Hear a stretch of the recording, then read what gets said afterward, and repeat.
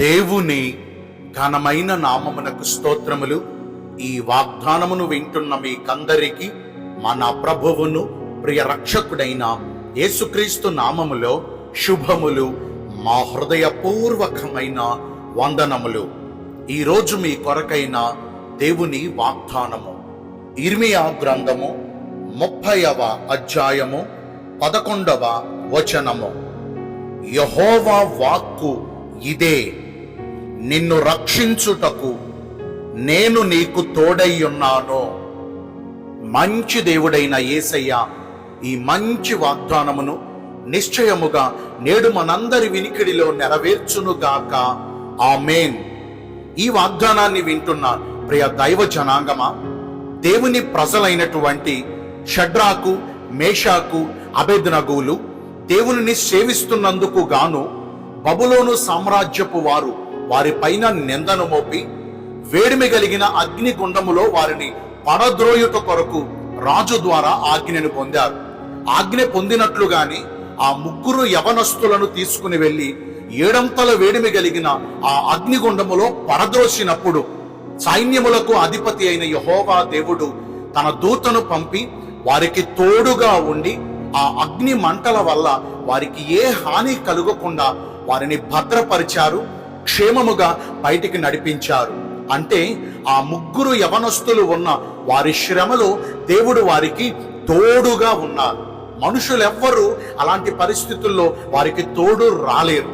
అయినప్పటికీ అలాంటి ప్రతికూల పరిస్థితులలో కూడా ప్రభు వారికి తన దూతను పంపి తోడుగా ఉండి క్షేమముగా బయటికి నడిపించుట మాత్రమే కాక వారిని ప్రధాన అధిపతులలో ముఖ్యమైన వారిగా ఎంపిక చేశారు.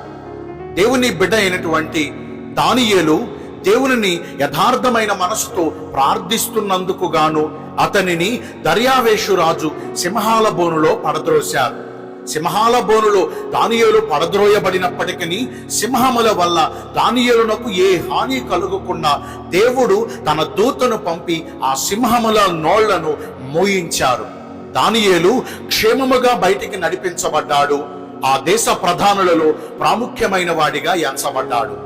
భక్తుడైన దావీదు ఎన్నో అపాయముల నుండి, ఎన్నో ప్రమాదముల నుండి, మరణ ఛాయలలో నుండి, గాఢాంధకారపు పరిస్థితులలో నుండి, చుట్టూ మోహరించిన శత్రువుల చేతిలో నుండి అనేక మారులు దావీదును దేవుడు కాపాడారు, క్షేమముగా బయటికి నడిపించారు.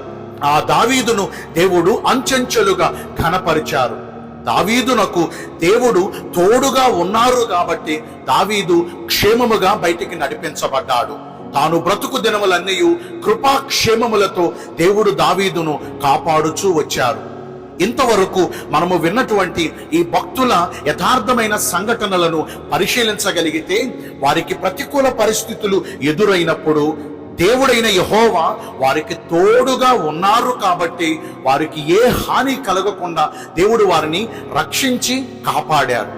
మరి ఈ రోజున ఈ వాగ్దానాన్ని వింటున్న ప్రియ దైవ జనాంగమా, శ్రమలలోనూ, బాధలలోనూ, బంధకాలలోనూ, చెర అనుభవములోను, నలిగిపోయిన హృదయము కలిగిన పరిస్థితులలోనూ, గుండె చెదరిపోయిన దీనస్థితిలోనూ ఒకవేళ మీరు ఉన్నారేమో, మనుషులెవ్వరూ మనలను పట్టించుకోవట్లేదని దిగులు పడుచు వేసారిపోతున్నారేమో, కృంగిపోకండి, భయపడకండి.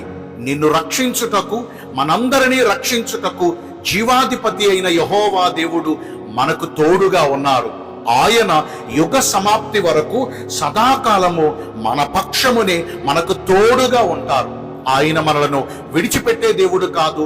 ఆయన కృపను మన యొద్ద నుండి తొలగించే దేవుడు కాదు. మరి దేవుడు మనకు తోడుగా ఉండాలంటే కీడును విడిచి మేలును వెతకాలి. కీడు కలిగించే పనులు విడిచిపెట్టి మేలు కలిగించే పనులు చేయాలి. అంటే ఒక్క మాట మీతో వివరిస్తాను. గత కాలమంతా ఏ పనులు చేయటం వల్ల మన మీదకు ఈ కీడు వచ్చిందో, ఈ శాపం వచ్చిందో, ఈ నష్టాలు, ఈ శ్రమలు, ఈ శోధనలు కలిగాయో వాటన్నిటినీ ఒక్కసారి ఆలోచించుకుని మనలను నష్టపరిచి మనకు కీడు తెచ్చిపెట్టి ఈ పాపాన్ని, ఈ దోషాన్ని, ఈ అతిక్రమాలను విడిచిపెట్టగలిగితే, క్రీస్తు రక్తములో మనలను మనము శుద్ధి చేసుకుని పరిశుద్ధ హృదయులమై జీవించగలిగితే మనము ఆశించిన చెప్పున దేవుడును సైన్యములకు అధిపతి అయిన యెహోవా మనకు తోడుగా మన పక్షమునే ఉంటారు. దేవుడు ఈ కొద్ది మాటలు మనందరి వినికిడిలో దీవించునుగాక. ఆమేన్. మీ అందరి కొరకు వచ్చిన ప్రార్థన చేస్తానండి. పరిశుద్ధుడ, ప్రేమ కలిగిన యేసురాజా, మీ కృపగల ఘనమైన నామమును బట్టి నిండు మనసుతో కోట్ల కొలదిగా మీకు మా కృతజ్ఞత స్తుతులు స్తోత్రములు వందనాలు చెల్లిస్తున్నాం. మమ్మును రక్షించుటకు మాకు తోడుగా ఉంటానని ఈ రోజు వాగ్దానము ద్వారా సెలవిచ్చారు. మీ చిత్త ప్రకారము జీవించి ఈ వాగ్దాన ఫలమును పొందుకునే కృపను నేడు మాకందరికీ దయచేయండి. ఈ రోజున ఎందరైతే పుట్టిన రోజులను, వివాహ దినములను, ఇతరమైన శుభకార్యములను జరిగించుకుంటున్నారో వారందరికీ మెండైన దీవెనలు కుమ్మరించమని, మీ రాకడ కొరకు మమ్మను సిద్ధపరచమని యేసుక్రీస్తు ప్రశస్త నామమున ప్రార్థించి వేడుకొనుచున్నాను మా ప్రియ పరలోకపు తండ్రి. ఆమేన్.